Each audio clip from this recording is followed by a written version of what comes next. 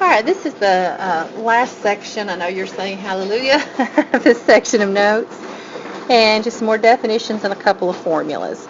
A coordinate plane consists of the horizontal, which is the x-axis, so we're going to write the horizontal. Remember a coordinate plane, if you want to draw a picture out here, we're talking about the x-axis here. Remember it's a line. And the y-axis is going to be here. That's the vertical axis, dividing the plane into 4 quadrants. And if you remember, we'll go ahead and number the quadrants just because we'll need to know them by the end of the year. This is quadrant 1. This is quadrant 2. We number counterclockwise because in trig we measure angles this way. We go from quadrant 1 to 2, quadrant 3, and quadrant 4. So that's how we label the axis, the quadrants. And it's a very important thing in trig, and we will get into some trig before the end of this year. So when we have an ordered pair, we list the x-coordinate first and then the y-coordinate. Okay, this next formula is the midpoint formula. Let's say I have the point 1, 5, and 3, 11, and I want to find the midpoint of that segment. I could graph it up there on the coordinate plane. How am I going to know exactly where the middle of that line segment is? This formula tells me to do this. It tells me to take the two x values. Let me circle that in green so I can kind of color coordinate, which would be this and this. Remember, it goes x, comma, y. So I'm going to take let's say this is my first x of my first point and my y of my first point, and this is the x of my second point and the y of my second point. Remember, we can label things like this. All right, to find the midpoint, what we do is we take the two x's. So it's the 1 and the 3, because those are the two x values. We add them together, and we divide by 2. Isn't that just averaging those two numbers like you did that's why you did that in pre-algebra, because this is where you're going to use it now. If we add 1 plus 3 over 2, that is 4 over 2. And so the midpoint x-coordinate is going to be 2. That's just calculating the x-coordinate. So if I want to come down here and write my midpoint, I know the x-coordinate is 2. That's all that's telling me. When it has that comma, the part before it is the x value, and now we're going to calculate the part after it, the y value of the midpoint, because any point has an x and a y value. So now we're going to calculate this. And this tells us to take our y1, which I circled in blue, and our y2, which I circle in blue, and add them together and divide by 2. Isn't that just averaging those two y values? That's all it is, isn't it? So we're going to say, okay, y1 was 5. I'm going to add it to y2, which is 11. And then I'm going to divide by 2. That's just averaging those two numbers. That's all the midpoint is an average of the two x values and the two y values. 5 plus 11 is 16 over 2, and 16 over 2 is 8. So my y value of my midpoint is 8. So I've found my midpoint. That's all you got to do to find a midpoint.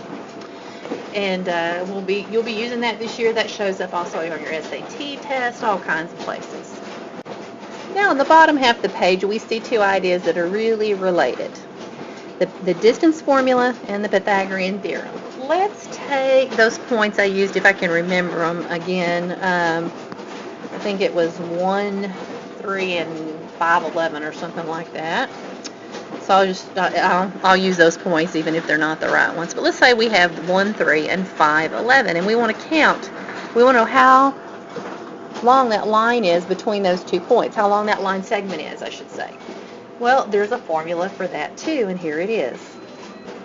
Okay, to use the distance formula, and sometimes let me be clear on this. Sometimes you have to use the distance formula. I'm going to show you how the Pythagorean theorem can also help you in a minute, but sometimes you have to use the distance formula for some problems.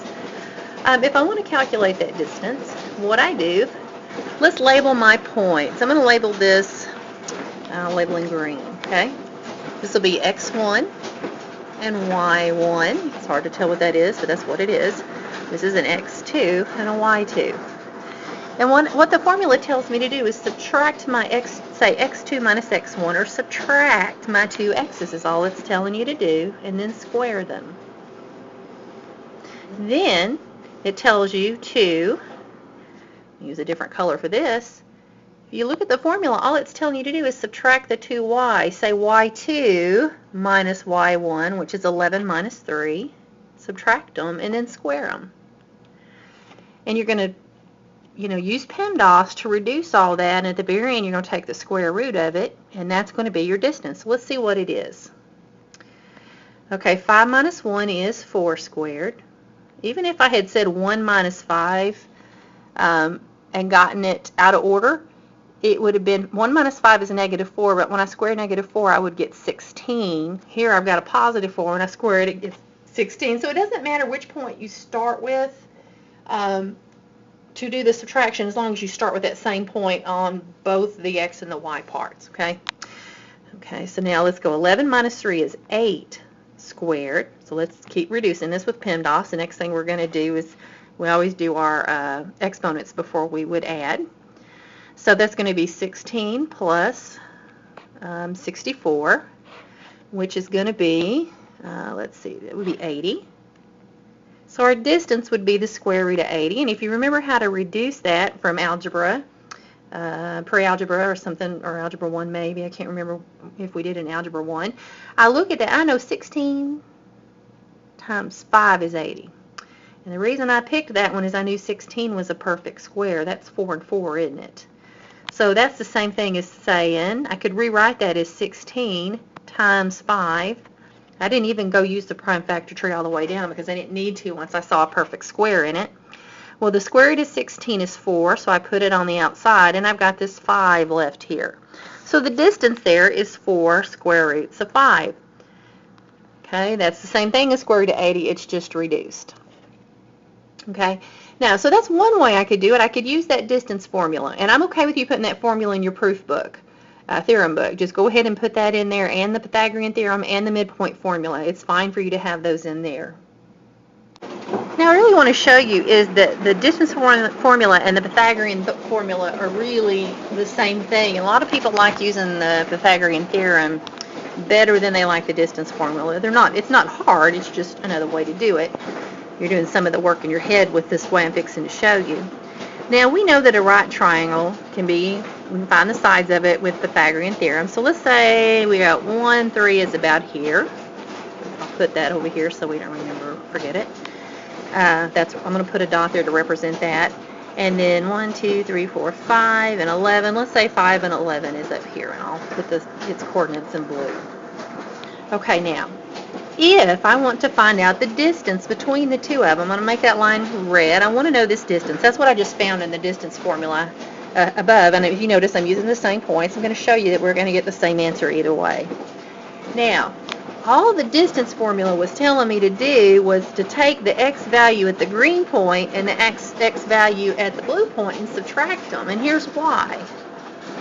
If I were to drop this on down here and this on down here and make a right triangle out of this length right here that I just drew in solid, wouldn't that be, if this is 1 and this is 5, we could count it off, and from 1 to 5 that would be 4 units, wouldn't it?